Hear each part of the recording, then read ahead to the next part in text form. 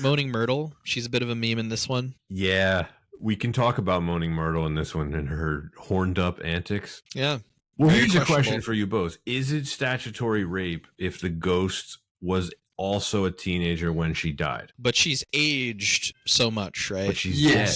But she's dead. But Right. she doesn't age. Yeah. Perhaps a question for J.K. Rowling. One of you go ahead and ask her on Twitter. Or the question. It's more of a question for Mr. Mike. Why did you put this in the film? It's a very strange directing decision. I have a lot of questions. I have a lot of questions for Mr. Mike. Mr. Magic Mike. Hello and welcome to the season 8 finale of Why Wasn't It Better? I'm your host, Patrick Darms. I'm your co-host, Anton Paras. And joining us is a return guest who has not been on in well over a year, a friend of the show and Harry Potter fan, Taylor Schuurmans. Welcome back. Thank you, guys. I'm happy to be here. I'm happy to talk about my Hufflepuff house. Taylor, the last time we had you on the show, I believe we talked about the end of the world. Yeah, except it was right. And it wasn't actually the end of the world. It was just New York was getting attacked by serial killer ICE. Yep. Not just New York. There were tornadoes in Los Angeles. Right. There was, and you can tune in, friends, by going back to that episode the day after tomorrow. Yeah, all the way back. That is, well over a year ago at this point. That was the 20th anniversary of that film, which we were celebrating. I think we were the only podcast celebrating the anniversary of that film. And it's the 20th anniversary of the film that we're covering today, Anton. Yes, it is. As has really become tradition at this point, we are covering all of the Harry Potter films for our season finales until they run out. So we're about to be halfway done with this series, Anton. I've seen them all a few times, but I've never really thought about them the way we do them for this podcast. And number two, of course, is as we progress covering these films, we do a couple of these every year. We're getting closer and closer to the release date of the HBO series, which should be out. I don't think we have an exact date yet, but it'll be out sometime next year in 2026. We have the showrunners picked. We have the writers have been chosen. And most importantly, we have most of the cast has been set. Yeah, and not only do we have most of the cast, at the point of this recording, we're getting a lot of set photos, costume photos, actors in costume. It's getting very real. We also have Voldemort making apparently some appearances. I just read today that they have cast Voldemort, but they haven't said who. All right, crossing my fingers, Rowan Atkinson. That would be a trip. I read on Reddit someone said Daniel Radcliffe. That would be, I don't know how I would process that. I mean, I don't doubt his abilities, but I doubt his abilities to play Voldemort. Man. I think he is a very gifted actor in many regards, particularly his comedic skills. But if there's one thing Daniel Radcliffe is not, it's intimidating. Yeah, but Voldemort was like kind of like a goof kind of in this movie. He was toying with Harry. He was toying with Harry, I see where you're coming from, Taylor. Some of his flourishes are a little goofy, but he is menacing. I'll say that. Theatrical, but not goofy. Yeah. Yeah. If there's Voldemort likes a ham, that's for sure. I'll take that. Like when he touches Harry and he's like mocking his screaming. It's pretty funny.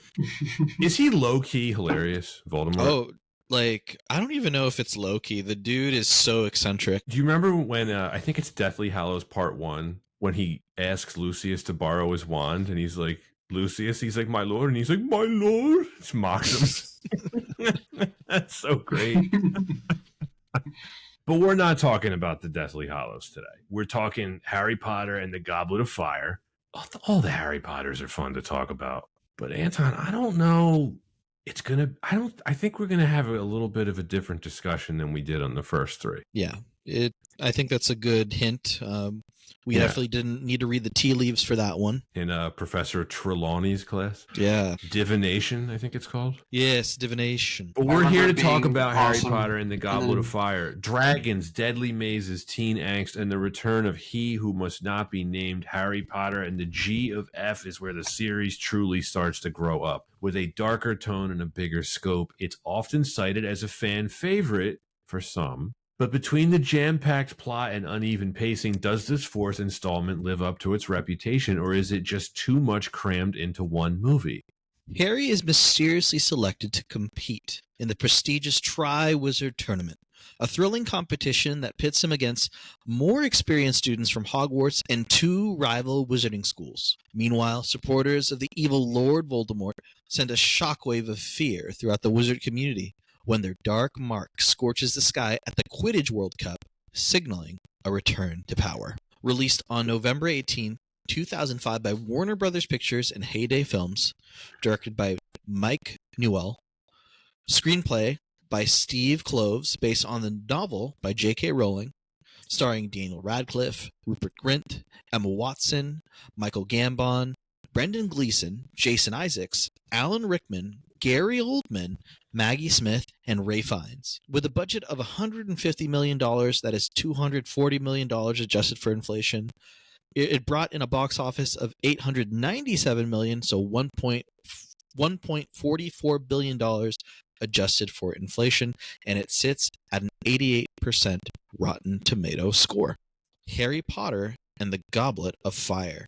Pat, why was this movie chosen? Well, we sort of already explained it, right? All the Harry Potter movies, I feel, are worthy additions to the podcast, especially for season finales for us, because, you know, unlike a lot of film series, Anton, every single one of these releases was a huge deal. Just like the book releases, people really looked forward to the Harry Potter films. You know, maybe the level of hype wasn't exactly the same for all of them, but this one was going to be a big deal because of the obvious reason: the first real on-screen appearance of Voldemort.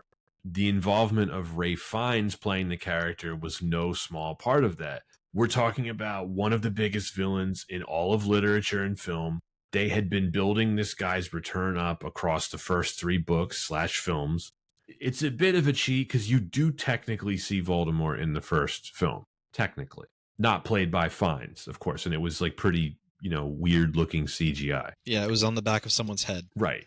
Now, if you're a fan of the books, like the 3 of us are, along with millions of others, everybody knew that this was going to be a turning point in the series. It would become far darker and more mature going forward. At this point, I don't even think you could call them children's movies anymore. I mean, this was the first one to be rated PG-13. No coincidence. We had a new director, Mike Newell. None of this mattered when it came to the box office results. You said it, Anton. $900 million 20 years ago is a lot of money. It was right on par with the first 3 films. The critics really liked it. And yet, I find this one curious because I feel like this is probably not that many people's favorite.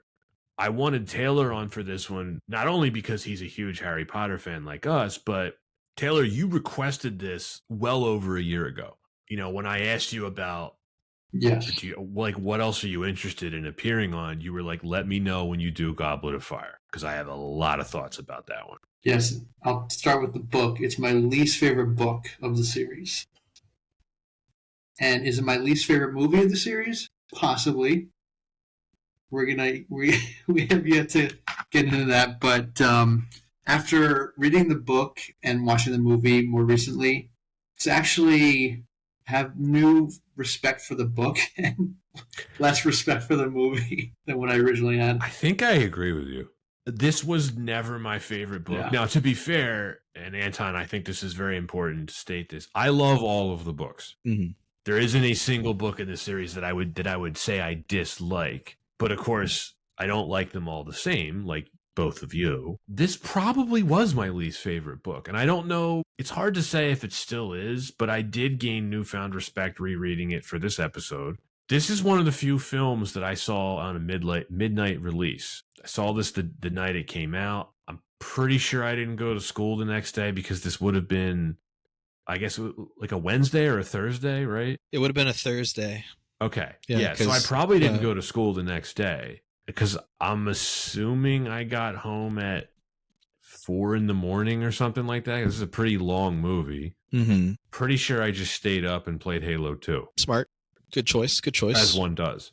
Nice. Yeah. Memorable. Anton, what are your Goblet of Fire thoughts initially? Like initial impressions here. This was the book that, as we grew up, I feel like as we grew, the books grew. And this was like the thickest book at the time. And I remember I remember it. Like I remember remembering it like it was a moment, but I do remember going to the bookstore, having pre-ordered the book, and just being in awe of the size of it. Also remembering how much or how differently it felt compared to the previous books. Listeners should know Prisoner of Azkaban's my favorite book of all of the Harry Potter books. And tonally this one was very different. Felt a bit more mature, felt definitely unique compared to the previous installments. I'm not saying that's a bad thing. I'm just saying that with that shift, there's a lot of also interpretation on how to capture that on the screen. And then also with that shift, a lot of changes that'll happen in the Harry Potter universe. So some hints there. That's a bit of my take. Don't want to share too much about how I feel about it quite yet. I left something out. I think I went to the midnight release of the book too. Oh yeah, I mean that's what I didn't go to the midnight release of the film, but I definitely stayed up to pick up my copy from Borders. Yeah, the first 3 were phenomenal bestsellers. This is the book where it became a phenomenon. Oh yeah, like at this point, it's like it was of course it was a big deal, but yeah, it was a big deal. Goblet of Fire was coming out. The book was published in 2000. Right. I should probably know this because I'm doing a podcast on the movie, but whatever. This is the point, I think, in the series where it actually started to feel like it was on like Star Wars levels of hype and popularity. At this point, merchandising had also improved, so you're getting tons and tons of merchandise. Whatever your Harry Potter fanboy heart desired, they had a lot of great products. The internet was really benefiting this series too, but I think it's interesting to note that I don't know if a book series could sell like this now, because print books were still very relevant at the turn of the millennium. You know, books just don't sell like they used to. And I think that benefited this series, and especially for the author, J.K. Rowling, in a way that I don't necessarily know would happen again. I don't think it's a hot take to say I don't expect a book series to ever sell like this one again, ever. I don't think it's a hot take. I think it's why we get fascinated when something gets popular. It's like, why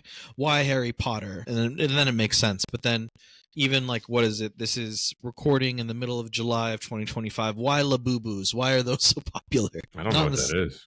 Oh, I know what that is. It's it is the height of popular culture with dolls that are popular right now. Like everyone wants one. Labubu's. Okay. Like Stanley Cups, how they were popular a year ago, right? Or is that completely different? I don't know, but we should probably get into the production history.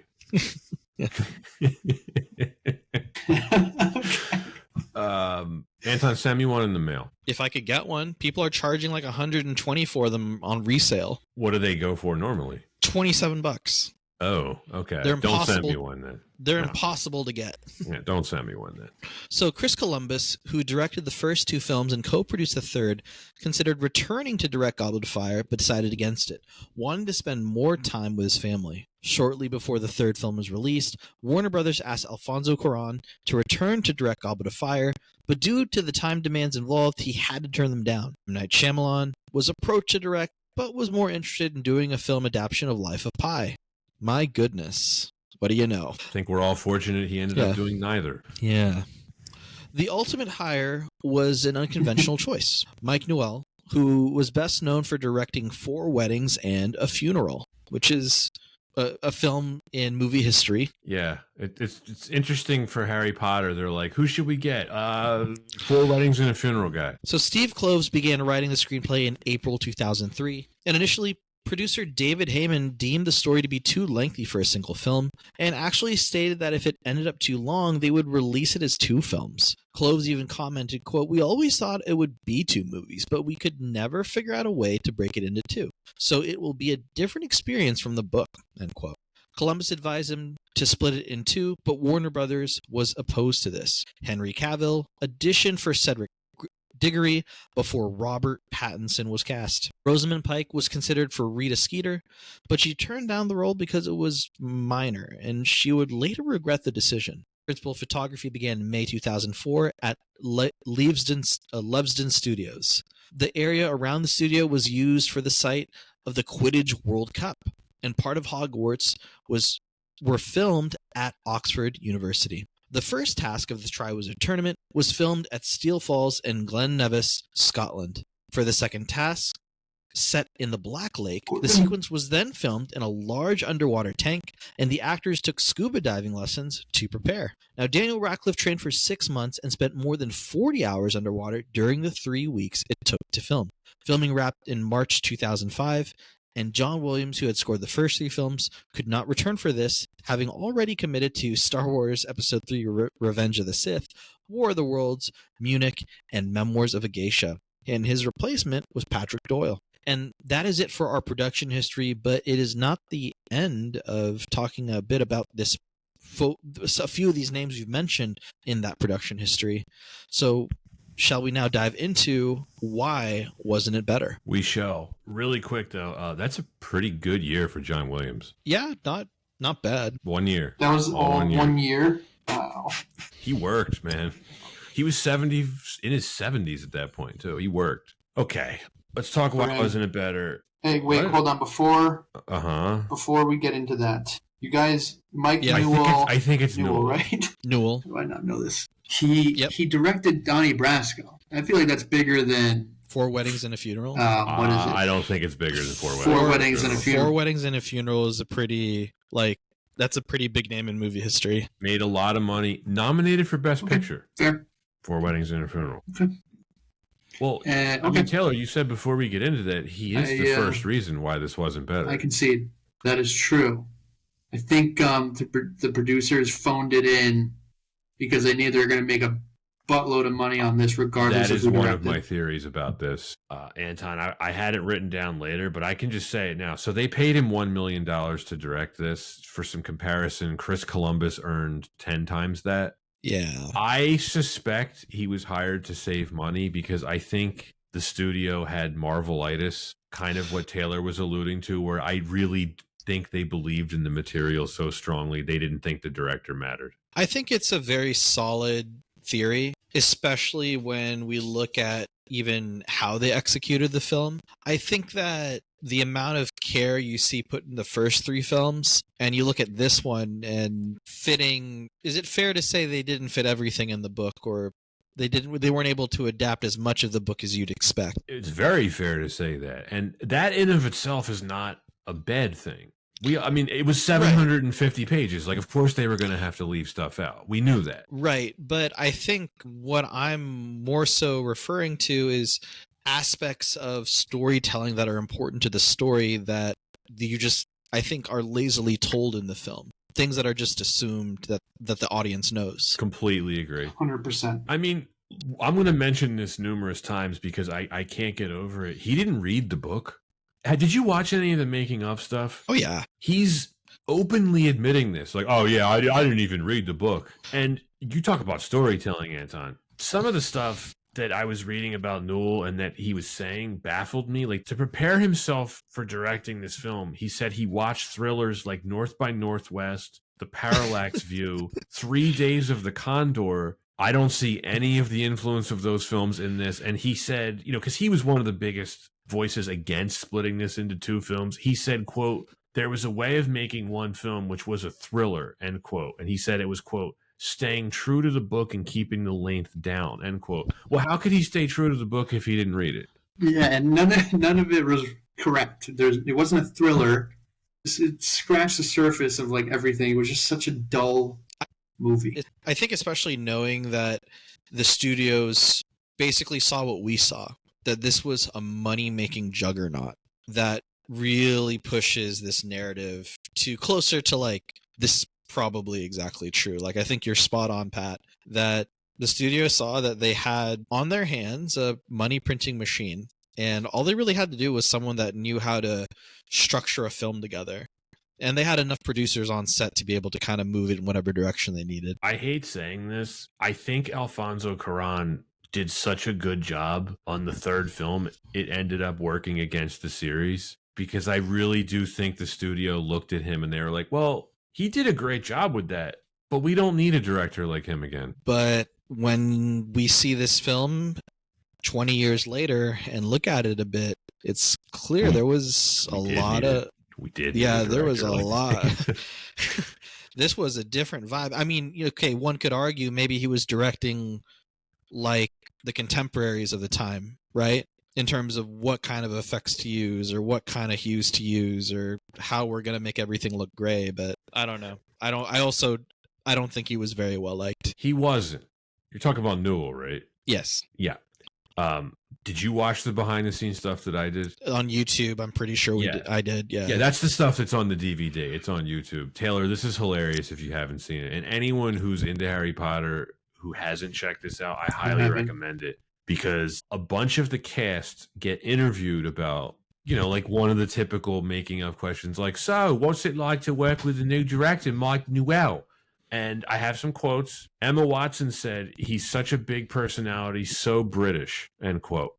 The actress who played Cho Chang said, means nothing. Quote, he was so loud, end quote. Rupert Grint said, quote, he's quite scary sometimes. And then Mike Newell said about himself, quote, they don't know me. They don't know what I want. They just know that they've been told to sit up straight and fold their hands on their laps and pay attention, end quote. So I hear all these things, and what I'm hearing from the cast is the director's an asshole and we don't like him. Yeah, try to compare that to the previous director's relationships with the cast. Much more warm, understanding. They brought on directors that knew how to work with kids. Mike doesn't sound like that. No, and I do want to point out that in of itself isn't necessarily a bad thing. I don't think James Cameron is liked by a lot of actors, but I would never say this about James Cameron. I think that it's not so much about the likability. It's more so around the results that we get outside of that likability. Yeah, I mean, did I mention he didn't read the book? Pretty big. Yeah. Pretty big mark. Because even from just a pure directing standpoint, and Taylor, I can see you itching to say something, so I'll put a point on this. There's a lot of really questionable editing decisions in this film that I think, frankly, I would put on Newell. Just a better director wouldn't have done this. Here's a really good example of it. When the students finally arrive at Hogwarts, right? This is right around the 20-minute mark. We see that the other schools arrive for the Triwizard Tournament, right? With the Beauxbatons flying carriage and the Durmstrang ship. They actually arrive at Hogwarts before we even get the introduction into the Great Hall, right? And then, of course, the students from their respective schools are introduced. But it doesn't even make sense how it's all cut. It's like, did all the Hogwarts students watch them land and then just pile into the Great Hall and then get introduced to the Triwizard Tournament? Like, none of it makes it. The timeline of any of all that stuff doesn't make any sense. Also, it just moves very, very fast, right? Yes. Almost like because it had to. I mean, not necessarily because it had to, but because that was how they told the story. Literally moving at like a breakneck speed, but not in a way that you're telling things effectively.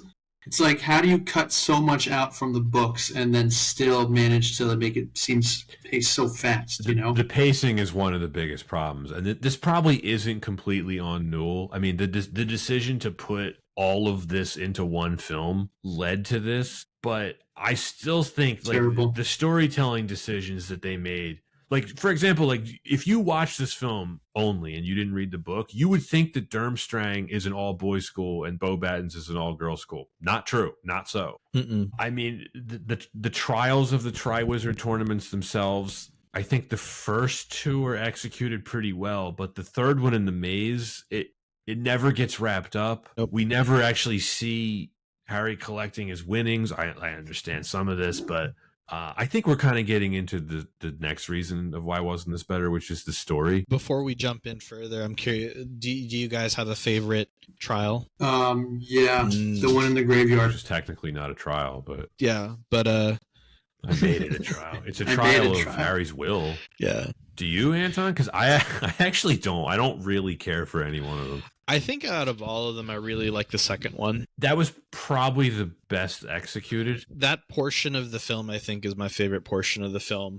Getting the information. I think it also told a nice story in itself between like Harry just hating the ever living, like just every fiber of his being, just so annoyed at Cedric Diggory, and then being able to still come out on top at the end. I have a question for you about the Triwizard Tournament. So, do you think it's kind of like the Quidditch World Cup where they charge for tickets? It seems like that a pretty big deal, so I would guess so. Okay. My follow-up question. With it, How horrible would it be to watch other than the first task if you paid for tickets? There's nothing to see. So Yeah. I wonder if that's part of the storytelling that we're just missing. Like they didn't really show anything to kind of give us better perspective on like what folks can see with the different trials, right?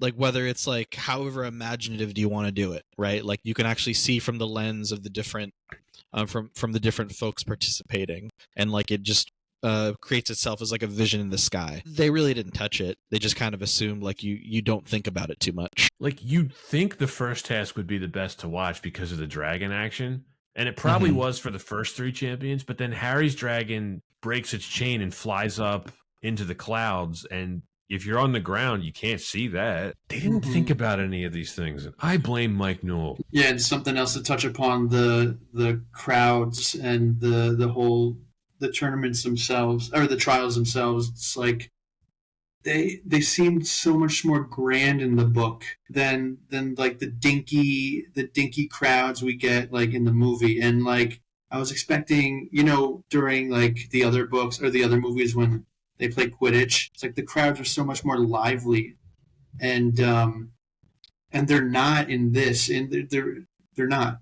in this book, in this movie. I keep saying book. Yet the movie is like so focused on these trials and nothing else. That's and it's the problem with shoving all this material into one movie. Another thing too, and this is a storytelling issue that I think is related to the directing. The film obviously just assumes that you are familiar with the book, because I was explaining this to my wife as we were watching it, because she asked, she's like, how much time is elapsing between these trials? Because the movie does not make it clear at all. Like, is it days apart? Is it weeks apart? And then, of course, if you've read the book, it's months apart. It's months. You go through a school year. But you don't get any of that sense in this film at all. Yeah, well, you kind of get some time change during the Yule Ball, right? Because it's winter time, and it wasn't winter when the school year started. That's fair. But otherwise, there isn't a lot of time progression in the film. Correct me if I'm wrong. I believe all of the books take place over the course of 1 year each, right? It always starts right about at the start of school year. And even Deathly Hallows, I think it's about a year, right? Yeah. Because they don't go back to Hogwarts and then... Right, when Harry drops out.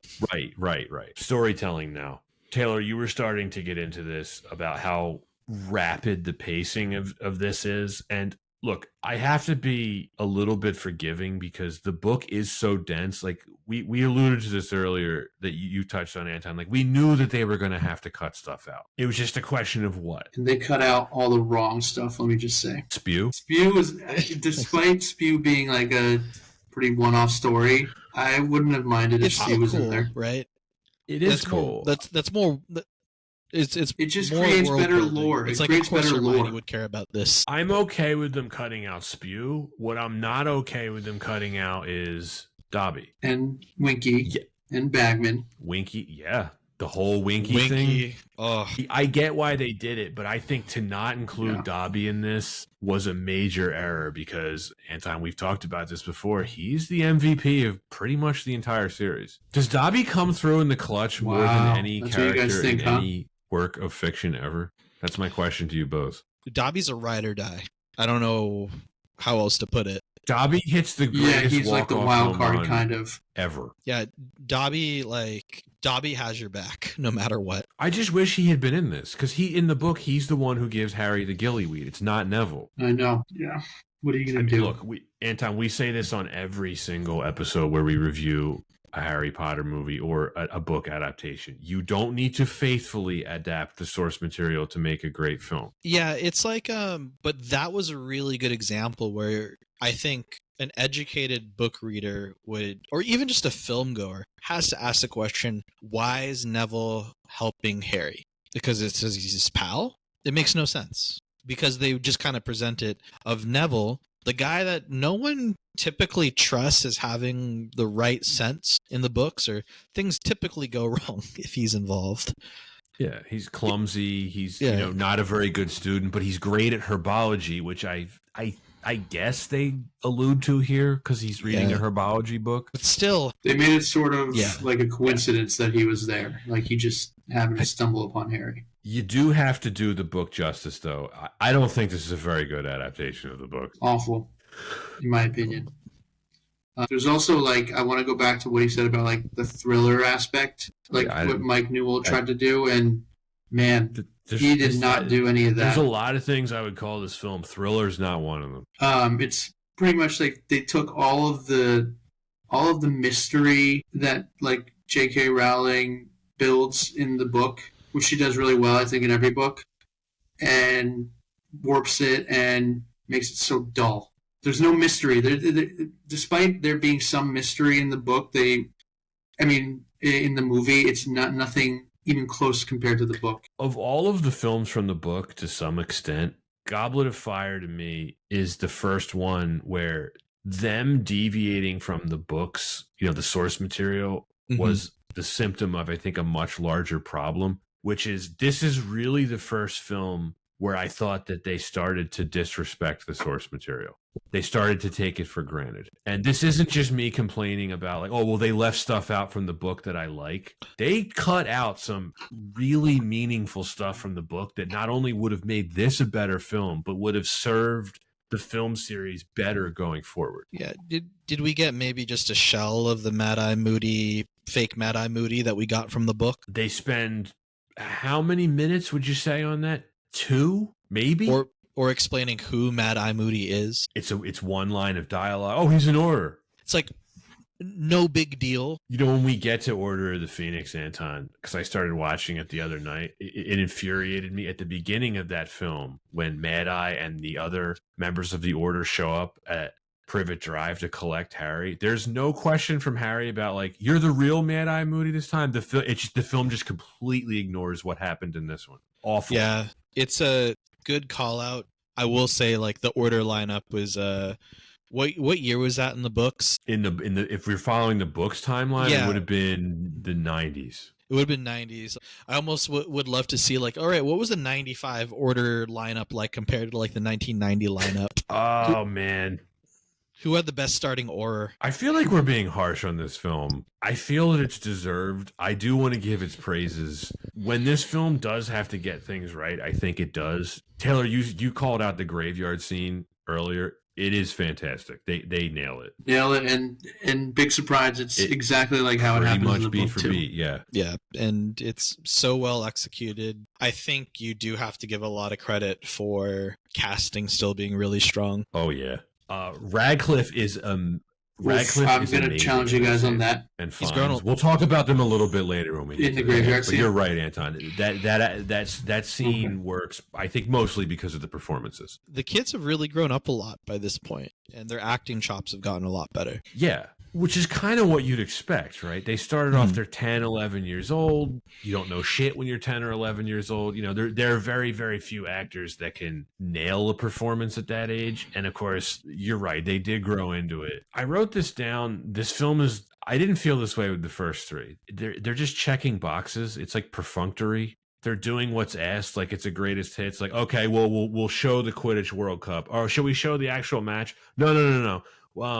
We'll show the Death Eaters going through the camp. Are we going to give any context around that? No. We'll just show it. We'll show the Dark Mark. We're not really going to elaborate on that. We're just going to rush through it. They're just, it's like they were just going through a checklist of stuff that, well, we have to show this from the book, and that don't really spend any real meaningful time on it. But give me the moments that I do like. The closing scene, little moments like character interactions. I think you get that right. And then, I really like Trial 2. I just really liked it. I'm with you on Trial 2. That is certainly the best of the 3. And I don't think it's a coincidence, Anton. It's because it happens pretty much beat for beat like it does in the book. Would you have imagined them wearing the same, like, old school bathing suits that they did? I kind of did, yeah. Like the old strongman style bathing suits? Yeah, like it worked for the film. Like they're from, like, the 1890s? Well, that's, I think, where you can give the film its praises. I mean, this was nominated for the Production Design Academy Award. Costume, right? Yeah, production design. Okay. Deserved. This film, as usual with these films, Taylor, the sets and the design of everything, I think, is A+. Agree. world building. And although I think it was frustrating they didn't show the actual Quidditch World Cup match, I thought that they got the proper sense of scale with the stadium and the actual event, the build up to it. They got that part right. They spent 30 seconds on it, but it looked good. Something I read, I don't know if it's in your notes, but Mike Newell wanted to build this movie as like a Bollywood type movie in terms of visuals. It sounds so Seriously? stupid, right? He said that? But I understood after he explained it what he meant. Yeah. He said like he wanted like bright colors, like sort of just flamboyant like settings and I don't know, campy stuff. And I think he does a decent job. It's definitely nothing like Bollywood, but I get what he was trying to say. North by Northwest, Bollywood, sure. It seems like you guys aren't getting it. Yeah. Right.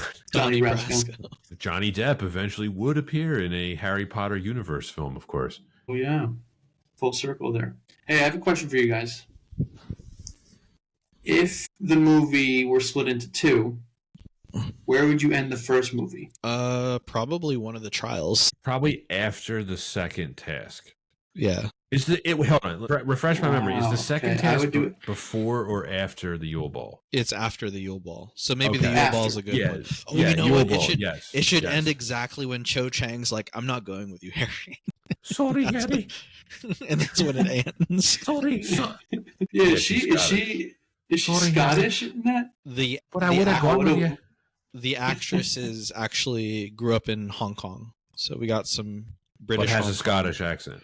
Yeah. Was she doing a Scottish accent for the role, or is that her natural accent? I don't know. I haven't seen the actress do other interviews. I haven't either. I just heard her say that Mike Newell was mean. I'm sorry, Harry. Sorry, Harry. I'm dating a vampire. Sorry, Harry. He doesn't know it yet, though. But he will die. That was mean. Poor Cedric. Poor Cedric. Catching strays. Well, I think that's a question. I mean, this is a question you were getting into, Anton. Should this have been two films? I think that the length of it probably called for it. And I'm actually surprised that Warner Brothers wouldn't want to do something like that, because with that much source material, don't you essentially get two chances to make $1 billion? Yeah. But then I guess the flip side is the amount of production you do, the actors are getting older. And you have a very strict timeline that you want to stick to. That could be it. Like, I certainly didn't mind that they split Deathly Hallows in two. Like, that made sense to me. Yeah, that made sense. And I wonder if the public demand was just different 20 years ago. Like, would people have been receptive to two films for this book? I don't know. It didn't seem like a common practice, did it? Yes. It was, I think, less common then. You had... What was the example of it before? I mean, Lord of the Rings is an obvious one, but that was always a trilogy. Back to the Future 2 and 3... That was like one film they split in two. Yeah. There's probably a couple others we're not thinking of, but I mean, it wasn't common then. You're right. Kill Bill. Yeah, but even I guess like something so visible as this, like this was, it's not just like, yeah, it's a very famous book, and I think just wanting to capture it as one film to then continue on probably just made more logical sense from a producing standpoint.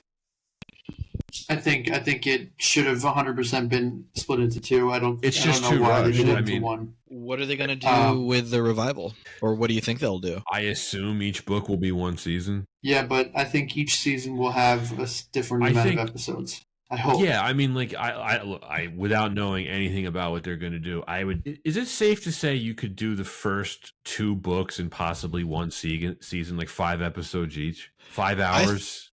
Plenty of time, right? I could see it, but part of me wants to still see 2 separate seasons, mainly because... Oh, call it 2 seasons then, like 5 episodes each. Like, I think that would work pretty well. Yeah, I'll take that. You think they're going to drag it out to 10? That's a lot.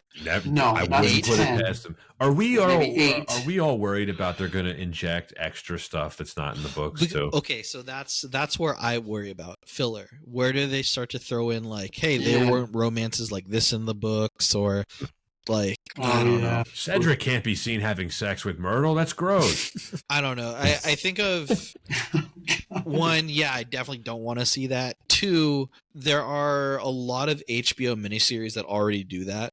House of the Dragon's a really good example of expanding upon the source material by adding in a lot of fluff. And, fans of that series are not as happy because stuff's getting dragged on a lot. And I could only imagine how much HBO would be incentivized to drag out a longer season. I hope they don't. There's so much story here to work with. They don't need to add anything else. They really don't. I agree. I hadn't seen this movie in a few years. I always forget how unbelievably rushed the first 20 minutes are. We don't even open at Privet Drive, unlike the films. Or unlike the rest of the films, I should say. We go from the Burrow to the Quidditch World Cup to not even seeing the game to the Death Eaters doing their Ku Klux Klan thing to the Dark Mark to arriving at Hogwarts all in less than 20 minutes. And I was checking this against the book. That is basically the first 100+ pages of the books in 20 minutes. Reason by. And are Portkeys supposed to look as unceremonious? Yes. Yeah. Of all the things they had to choose, I'll just say this because in Hogwarts Legacy, Portkeys are much cooler looking. They did stay faithful to the book with the Portkey, an old boot. Yep. Oh, and on the hill. And I left out the prologue where Frank the Muggle gets murdered by Voldemort, which is that scene alone should have had way more dialogue in it. No, it was super fast. You said it, Anton, breakneck, and breakneck pacing can work well. I don't think it suits this film. But it kind of... Sorry, go ahead. I mean, it could have worked for the film if they'd learned which things to cut and put in, Like I said, I'm gonna repeat what I said earlier. Because Mike Newell didn't read the book, I feel like he thought that the trials were like the most important things in the book. And they just weren't, in a sense. That's what I believe. And I just think he was just focusing on the trials, speeding through. Yeah, it's I think lack of character development. Two, it's a bit disappointing considering how much world building generally happens in the films. Like, how much do we know about Barty Crouch Jr.? Really? They explain who he is. Character. Mm-hmm. But I would say how they treat his character is character assassination. It's so one-dimensional. Right? He's a one-dimensional bad guy. David Tennant, who I think is a pretty cool Doctor Who, did not really get his time to shine in this film. How many lines of dialogue does he have? 10? Hello, Father. Yeah, it's. He has those tongue things a lot. Let's keep going through. We'll get to him in a minute. Let's keep going through the Quidditch World Cup. I mean, we don't get the Vila strippers. Nope. Unbelievable for them to leave that out. The Death Eaters I counted, they are in 2 shots for less than 5 seconds. For something that in the book was way more epic in terms of the scale of it. And if you're watching this film, if you recall, when they are celebrating the Irish victory and you start to hear the celebration turn into some kind of panic, right? And remember, Mr. Weasley's like, something's wrong, stay here. All of a sudden, the kids get separated in 10 seconds. It's not edited well at all. And then all of a sudden, within, I don't know, less than 30 seconds, all of a sudden, everything's burned down and Harry's just by himself. It's just... Makes way more sense in the book. We do meet Barty Crouch Sr., who's just, by the way, just a terrible actor. He's like, sorry, my son. You said he's a terrible actor. I agree 100%. He looks and acts a bit like that, who does he remind you guys of? He reminds me of what is it, Perot a bit? Visually, a little bit, but way too much of a cartoon character. Yeah, the Pink Panther, exactly. But he has the comedy stylings of just a gag character, like a Charlie Chaplin impersonator. Yeah, just a bit of a caricature. Versus in the books, you actually feel a bit for him. You do. He's a way more interesting, tragic character in the books. Here, I don't know if the performance was supposed to be funny, but he looks like he says "man" a lot. Like, that's my son, yeah. This is how he talks. Yeah. And why does he have an accent? I don't think he has one. Is it a British accent? Because I'm not sure. It's a goofy accent. No, it's definitely something foreign. He's a lot goofier, like you said, the caricature in the movie, and I actually don't like his character in the book nor in the movie. But I mean, they somehow He's a made me more like interesting his character in the less book in the for movie. sure. Because his whole backstory of like he knew about He was his more son, he serious. was trying to control him because he helped his son escape from Azkaban to make his wife happy. Would have been nice if they had explained how Barty Jr. escapes from Azkaban in this film. They don't even try. Way more tragic, way more sympathetic, way more like how you would write a character like that whose son just became a terrorist, right? And right. Do they explain in the Prisoner of Azkaban movie, how no, Sirius escaped? No. It's one of the few things I don't like about that movie. It's very lazy on their part. Yeah, it's one of my favorite things about Harry Potter in general. It's like what he says and how he escapes. Treat Barty Crouch escaping from Azkaban in this film like it's the county jail. Remember, this is supposed to be Alcatraz, Anton. And Dumbledore just goes like, remember he says the line like, let the Dementors know like they're missing a prisoner. It's like, this should be a bigger deal. Should be. The thing that bothered me the most, Dumbledore telling Harry to forget about his dream of Voldemort with Barty Crouch in it.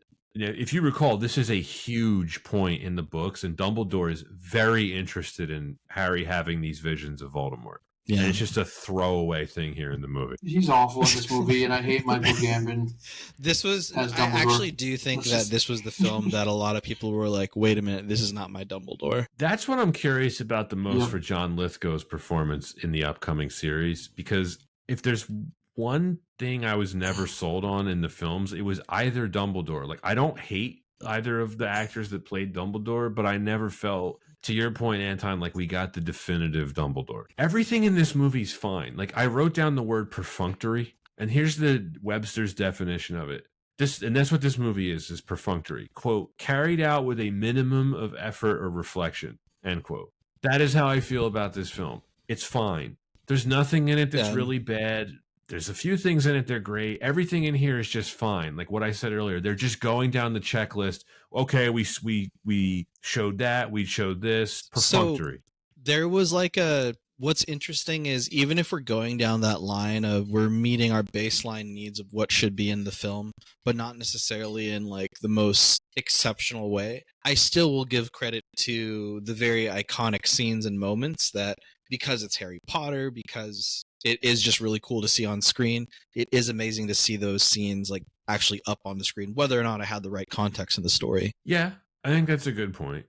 So do you think, apart from the graveyard scene, which all of us really like, and the second task, did anything like really impress you or blow you away? Again, it was very little things, like Harry and Ron just being complete losers at the Yule Ball, and their interactions with their dates just ditching them because they're completely lame.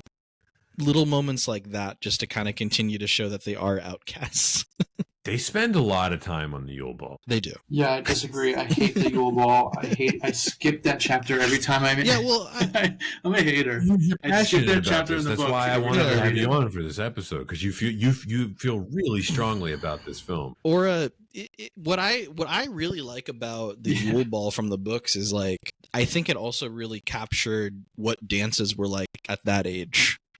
Awkward, incredibly awkward. You have no idea what you're doing. You want to ask the girl to the dance that you really like, but you're afraid of rejection, and then you get rejected. Like, Harry just lived out a lot of our worst fears when we were kids. He did. Yeah. I wish they had spent a little less time on that. By the way, I agree with you. The film does do a very good job of capturing those emotions, but don't you wish we had gotten more serious in this film? Fluff. He's one of the 5 most important characters in the entire series. He has a pretty good role in the book, and in here we don't even really see him. We just get the weird, I think it was a CGI face in the fire. Yeah, it was interesting because in the books he stays as an ever-present figure, whether he's sending Harry things or just being much more involved, versus like, not really mentioned at all in this film.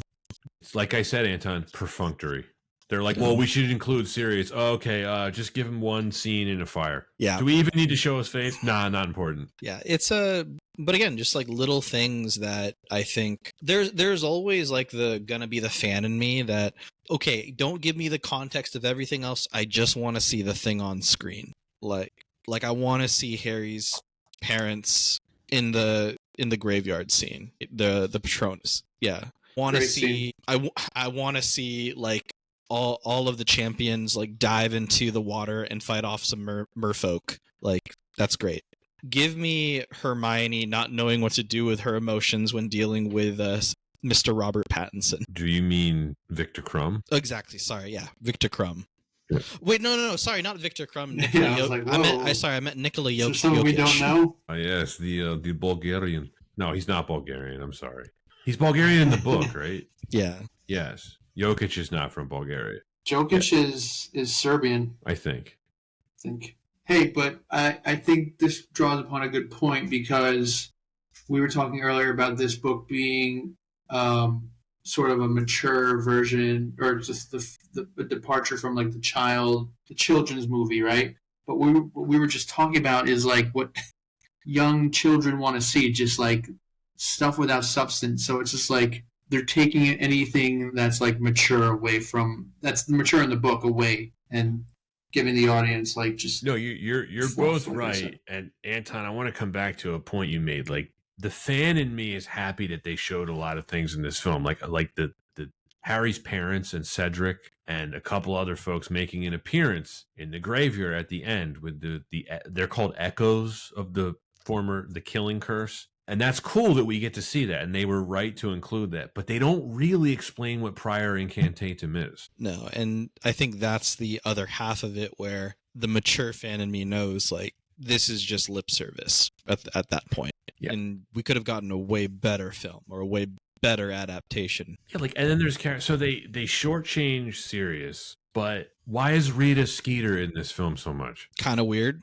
right? They don't even get the payoff of Hermione catching her it as the fizzles. Beatles, the unregistered animagus. That goes nowhere. So like that's the most interesting part about the Rita Skeeter angle in the book, and they don't even include that here. And also, this annoyed me. I texted this to Taylor. These films, Anton, they just continue to use Stupefy and Expelliarmus interchangeably. It's infuriating to me. Just get it right. It's not that hard. I wrote down, like, this is like watching a visual representation of Cliff Notes of the book. I could almost picture Mike Newell off screen, like looking at his watch, like yelling at everyone to hurry up. Anton, you said the word lip service earlier. That's what everything gets here. Even something like the first task, right? The dragons, that's dragged out longer than its book companion. I mean, we do get some good dragon action. I think that's actually really good CGI. I don't know if you were timing this in your mind like I was. Pretty much every scene lasts no longer than 2 minutes, except perhaps the Yule Ball. Agree. Also, just as a fun fact, I did some personal timing of some things in the movie. Everything was going so fast that I don't think Snape had one line. I was an hour into the movie already, and he hadn't spoken once. Snape. That's nuts, man. But you're right. Yeah, and I think like he didn't even have lines past that hour. It just skipped so many things. You're right. Yeah, he's in basically one scene where he confronts Harry about the stealing from the storeroom to make polyjuice potion. Or he might be in like a couple. Yeah. Of it's not much though.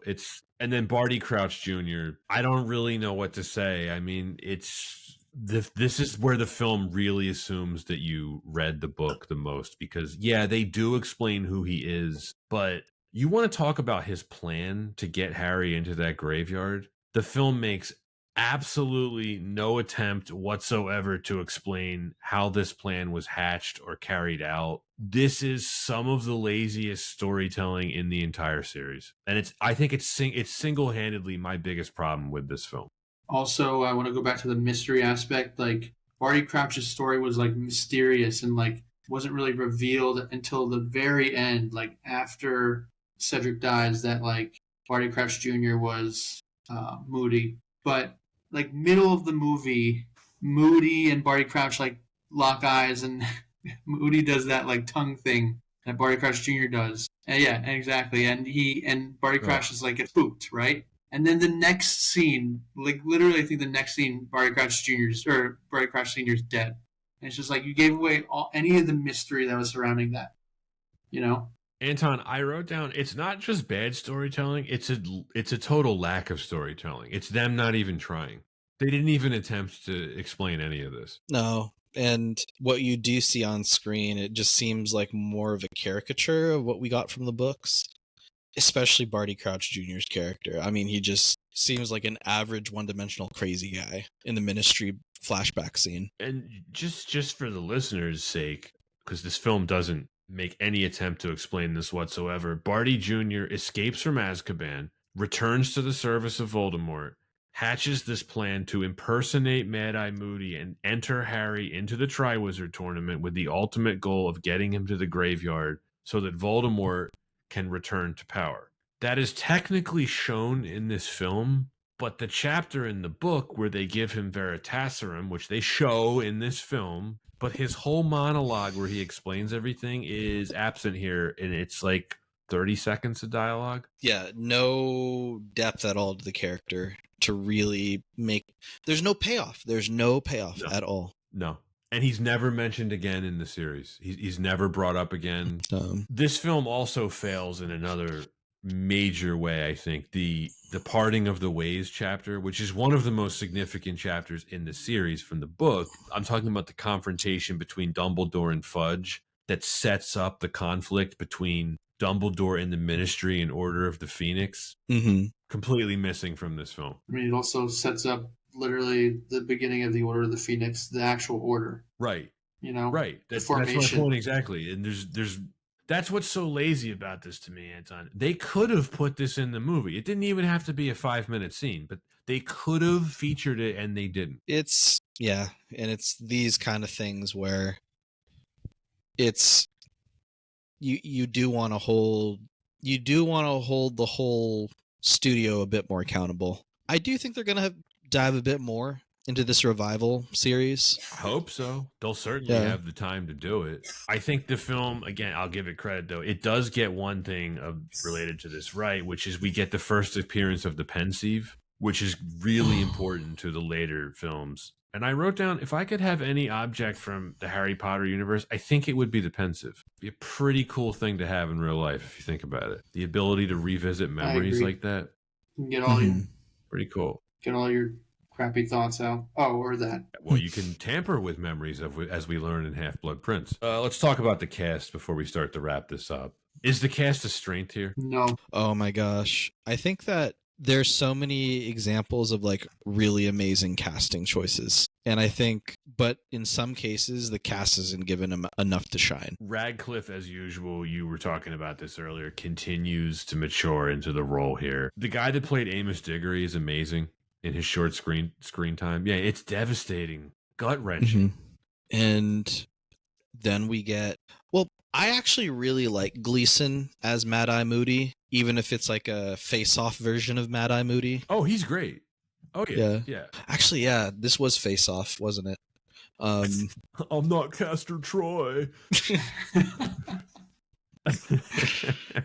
You've seen that, right, Taylor? Face Off. Of course, I love that movie. Yeah. Gleason does dial it up at the end. Remember when he's like mocking? Yeah, he's saying to Harry. Oh my gosh, he's saying all this stuff to him. You can make him dance. Yeah, that's a great scene where he shows them the unforgivable curses. Man, Barty Crouch, what a fiend. I think knowing the context of what he did to Neville's parents, even more messed up. Because then essentially what he did to the bug is what. Yeah. Not only that, he takes Neville to tea to comfort him. This is the guy that tortures his parents into insanity. What a psycho! And of course, the film does not do a good job of showing that. But yeah, Gleason's acting is great. We get young Robert Pattinson as Cedric Diggory. It's not his first movie, right, Anton? But it was his first big role. First big role. It's amazing how you actually compare this to... I think this is actually very impressive. We haven't mentioned Twilight once, like the actual word Twilight. But we did talk about him being a vampire. Right. The film does have that mid-2000s filter on it that... Oh, the color correcting? That match like the Twilight series. I can't stand it. So Robert Pattinson in this film actually looks almost exactly like the same character once you get to the Twilight series. He's good here. It's a good role for him. It really is. It's a very important role because the murder of Cedric is a literal and emotional turning point in the story, and for Harry's character development overall. I think the film gets that very much right. And then, of course, the big tamale here. We got to talk about Ralph Fiennes as Voldemort. Ooh. Yeah, great. Of all the characters that you have to make sure to cast right, you do have to cast Voldemort right. And they did. No-nose scary. He really is scary in the film. I think he's been memed a lot over the years, but he does get the character very much right. Because if you recall from the books, Voldemort is a ham. He's very theatrical. That's part of his psyche. He's always hamming it up and making a big show of everything. Because one of the character traits of Voldemort is he does not just want to kill Harry and Dumbledore and his enemies. He takes personal pleasure in humiliating them. Yes, yep. That was clear in the graveyard. Well, yes, humiliating everyone. Yes, and like just an absolute evil monster, psychopath. Completely sadistic, takes pleasure in the suffering of others. Fiennes does a wonderful job of portraying all of that on screen. The way he's mocking Harry the entire time. He can't just kill him. Playing with him. Yeah, you're right. Yeah. Great supporting cast around him, though, that also it's able to work with his performance to just show off how scary he is. I'm thinking like Jason Isaacs' performance looking terrified to be in Voldemort's presence. There's this bit. What does Voldemort call Lucius? He's like he's my slippery friend. Yeah, slippery. I've always been faithful, my lord. And then you got to give credit to Fiennes for the voice too, because it's a pretty unique voice. I've never heard anything quite like it. It's like a hoarse voice. It's very hoarse, but it's very powerful at the same time. It's a hissing, cutting, piercing voice. 13 years it's been. It's great. I don't know how much he worked on it, or like if he got direction for it, if he came up with that on his own. But think about it. In all the performances you've ever heard in film, have you ever heard a voice quite like that one? No. My personal favorite thing that he does in the film, and I only noticed this on like the 10th time I saw this, is first of all, the way he's mocking Harry's screams is really funny. In a messed up way. He touches his forehead. When he gives Wormtail the new hand, and Wormtail's like, "Oh, thank you, my lord, thank you." Voldemort he just grins. He's just like, it's so satisfying. And if you also catch this, whenever he tells a joke, he looks at all the Death Eaters to make sure they laugh. It's all these little touches he's doing with the performance. It's great stuff from Fiennes. It's so funny. Wormtail still looking really ugly as a rat man in this film. Yeah, returning to the Dark Lord didn't help him much, did it? But on the topic of looks, Voldemort looks cool as hell in this. Oh yeah, badass. Really terrifying. Again, I think people take it for granted. I really do. They were building this guy up for the first 3 films. There was a lot riding on his return, and man, did they get it right. And that's why, we've been pretty harsh on this film so far in this episode, but they do end this correctly, even though they don't have the parting of the ways. And then I also want to give Radcliffe his flowers here. He's amazing in this scene where he faces Voldemort. I think it's possibly the best acting he's done in the entire series. Possibly. I think it's so clear, and I mentioned this before, that there's just such a stronger maturity with all of the actors here, but especially Radcliffe. I take that back. His best acting is in Half-Blood Prince, because he's hilarious in that movie. When he takes the Felix Felicis, that's my personal favorite Radcliffe performance. I don't remember that scene, but... You what? Yeah. But what's your... I actually don't remember. But what's your favorite... What's my favorite what? What's your favorite Hagrid scene? I mean, it's got to be in the first couple films, right? Because he gets featured less and less as the films go along, right? Like he's barely in the Deathly Hallows. Like, he has like one line. Yeah, it's probably then when the Hippogriff almost eats Draco. That's pretty funny. In the 5th? The 3rd. The 3rd. That was oh yeah, right. Okay, Buckbeak. Yeah. I did like, not in the films, but my favorite Hagrid was in 5 when he went to go see the Giants. That was one of my favorite chapters. That was awesome. Do they even mention that in Order of the Phoenix? Like barely? Oh, they do. They do with Grawp. Yeah. Yeah, they do. Just wait till we get to the O of the P. Hey, I want to mention something about the cast. I think, obviously, in the beginning, when they first started the movie series, they hit the nail on the head with casting everyone correctly, but I think this movie in particular, they swing and a miss for all the new characters. Like Crumb, I'm talking about like Crumb, Fleur, Barty, Crouch, Junior, Senior, all the new players. What I about don't think Mad Eye? Mad Eye was good, but he also wasn't like I expected him in the book. He was very eccentric in the movie, but a lot more, or maybe it was the other way around. He was either, I think he was more intense in the book. I'm sorry, more intense in the movie, more eccentric in the book, and it just didn't clash right for me. My take is I really love Mad Eye because what I remember from the book is he made everyone uncomfortable, but you find out later it's a very different reason why he's making everyone uncomfortable. Right. But then in the next book, you realize he still just makes people uncomfortable. I like Gleason and everything. I don't mind him here. I think I'm just so mad about what they did to Barty Jr. that I'm letting that affect my opinion of him. Not really much else to say about the cast. I mean, Rupert Grint and Emma Watson, they're their usual great selves. I mean, turning Ron into a whiny little bitch, that happens a bit in the book. I know a lot of people don't like it. It's teenage angst. It is That was what the it worst is. part. That was awful. But actually, he was more tolerable in the movie than the book. So maybe that they got that right. Yeah, maybe. Was it around? Do you guys remember Potter Puppet Pals? No. No, it was this really, really popular YouTube online. Sorry, one sec, pups. Let me. All right.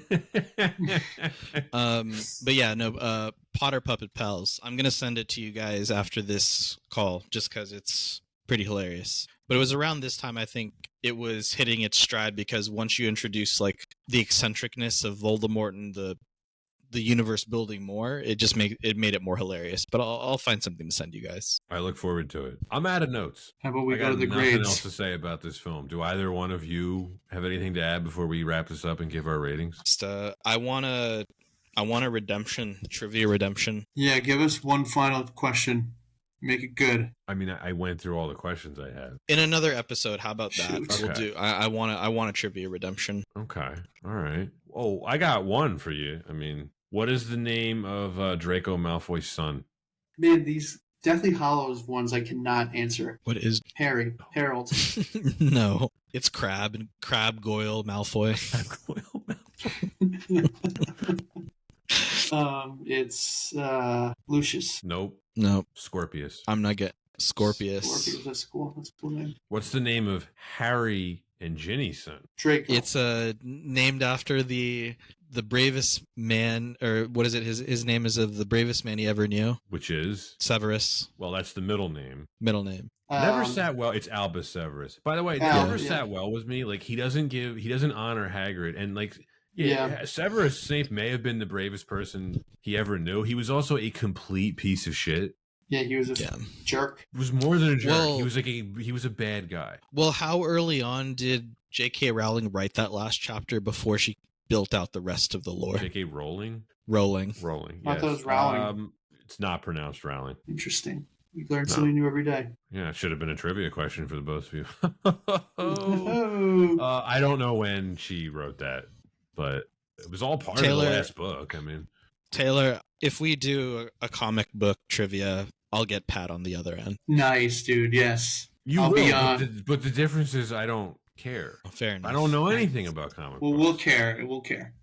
That's good enough for Alright. us. I want to end with something that has to do with the series, but not necessarily this book. I don't think Harry and Ginny are good together. I don't like them together. They're stupid. I think a lot of people would agree with you. Oh, good. Yeah, And then I think him there's and like- Hermione should have been together. Of course. There's- yeah. Oh, there's okay, a legion good. of fans Yeah, that agree with I you. think most people would agree with that. Harry and Ginny have no chemistry in these films whatsoever. Nor I don't think the books either. They say No. like way more in the books, but no, not at all. Now, what's the book where Harry starts to get it's Half-Blood Prince, right? Where he starts to get interested in her, and like there's a line in the book like Harry was always interested in Ginny. It's like, no, he wasn't. Yeah. No, God. he was interested in Cho. Yeah. Anyway, All right. I'm glad people agree. Oh, people agree. Taylor, you're the guest. Do you want to give your rating first? Yeah, so as a movie without reference to the book, C minus. If I add the sprinkles of the book in, like my knowledge of the book, a 69. D D plus. plus. Yeah, I was gonna say it would end up worse for you, right? Yeah. Taylor, do you have any reasons you want to throw into your rating, or you're just like, that's it, C minus? There's a juxtaposition I want to talk about. They seem to cut out, fluff or whatever from the book, seemingly to make it more like focused. Yet the movie seems so shallow in the end, and that's what makes it just not pop for me. And then, like I said, I always revert back to this mystery aspect that J.K. Rowling does really well in every book, and there's just no mystery to the movie. So that's why I rate it. Anton, I want to say, when it comes to my rating, part of what I'm about to say is because of, I think, how strong the first 3 films are in this series. Goblet of Fire, for me, represents the first real dip in quality in the series. Mike Newell was not the right choice to direct this film. I think it led to a lot of lazy directing, lazy storytelling decisions. I think this is a step down in the cinematography department too. I don't think this is nearly well filmed as the first 3 films, particularly Prisoner of Azkaban. We haven't talked about the score, and the score is such a big part of these films. This was the first one without John Williams. I think Patrick Doyle does a fine job with the score of using Williams' themes. So, I mean, the score is fine. It's good. There are just a number of storytelling decisions here and creative decisions that were frankly puzzling to me. I think this is a mediocre at best adaptation of the source material. It is still an entertaining film to me. It hits all the major check boxes. I think it manages to skate by, which isn't a great compliment for me to say about this film. I really do like the performances in this. I think there's some great humor. I think the spirit of the book is still there. The climax of this story, which is the return of Voldemort, is handled really well. And it does elevate the film above anything that I would call bad. There's nothing bad about this film at all. And I know I've been very harsh on it, but it's just because of the source material they were trying to adapt and the first 3 films being so great. I didn't really enjoy rewatching this. This is, I think, my least favorite film in the series to rewatch. I think it's a C for me. I was going to give it a C plus because I wanted to say it's above average, but now that we've talked about it for an hour and a half, everything in this film is just average for me. The amazing moments, while they are few and far between, there's just not enough amazing moments in this film to make up for, I think, the lackluster storytelling and adaptation that takes up, I don't know, the other 2 hours of this film. And the pacing is too much. It's just, it should have been too film. There's just too many things I don't like about what they did here for me to give this anything above a C. There's not much additional that I think I can add into my perspective that builds too much more upon like what you both touched on. The main deviance I feel like I go for is the big moments that really shone in the film actually bring this film above average for me. Everything else, of course, drags it down a bit. Same thing that we talked about, the lack of cohesion from a storytelling standpoint, the breakneck speed, the mixed bag that we get with a few of the new faces in the film. But I think that when the moments that it does shine, I do feel like we have some of the most iconic moments of the series, and it's because it's still Harry Potter. It still feels really great on screen and still very satisfying. Whether it's my favorite moment where we have the lake scene, capturing really what it's like to experience a middle school dance with a Yule ball, or sorry, a high school dance with a Yule ball, or even the experience that Harry had at the graveyard. It's a mixed bag, but again, enough positives to give it a slight edge above average. So I actually put this one at a C plus. I actually will go back and watch this one. It's better than I thought you'd give it. Because is this your least favorite film in the series? Yeah, but I'll say it now. It's also my least favorite book in the series. Nice. Yeah, I think so too. I mean, look, I should have said, like, I'll watch it if I'm rewatching all the films, but man, compared to Prisoner of Azkaban, this is such a step down. It's tough. I think there's a lot of folks that also feel the same way around the tonal shifts of going from Prisoner of Azkaban to this book. It felt like childhood was ending. And I think looking at it from a different perspective of a lot of change and being able to accept that change, it's it's actually, I think, a really satisfying book. I think I appreciate it more, but I still don't love it as much. Yeah, I know what you mean. Like I said it in the very beginning of this episode, like I did gain an appreciation for the book as well. I really like the book. It's my least favorite book, though. It definitely is. Yeah.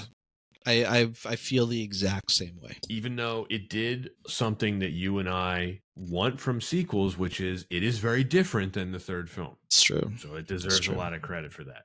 Well, that is it for Harry Potter and the G of F. Oh my goodness. The G of F. Taylor, thank you for being the best H of S. The best G of S guest of the show. We always love having you on. It's been way too long, so I hope that you enjoyed your time. I appreciate it, guys. I think I had my most fun time on this podcast. I think I'm just getting into it. The more podcasts I do, better I get. But I hope to be on some future ones soon. Maybe we'll have you on for O of the P. Maybe. Ooh, you're a pro, Taylor. You're a pro. Don't tell yourself otherwise. You are a pro. Thanks, Anton. O of the P, by the way, is my favorite book of the series. Same. Whoa. You just talked yourself into it, buddy. It is my favorite book. It's great. It also has one of the best book covers. Actually, I'm going to say this now, Anton. Of all the books that I've read, you know I'm a reader. I think the stretch Order of the Phoenix into Half-Blood Prince into Deathly Hallows are my favorite books ever.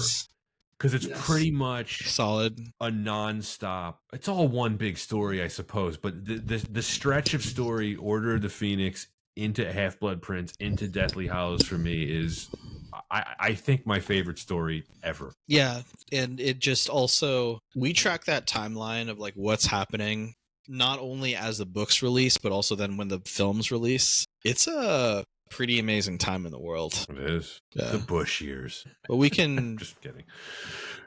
We can talk about it more in the next episode. Yes, we will. That is it for Harry Potter and the Goblet of Fire. Anton, that is it for Season 8. We are done with another season. A season recap episode, as usual, will follow in the coming days, and then it probably goes without saying, but we have to say it. We do not take breaks on Why Wasn't It Better. You will hear the Season 9 premiere the following week after hearing this. Anton, I believe it is Goldeneye. Goodness gracious. It's going to be a very fun film to discuss. And that is it for this week's edition and this season of Why Wasn't It Better? See you next time, and thanks for listening.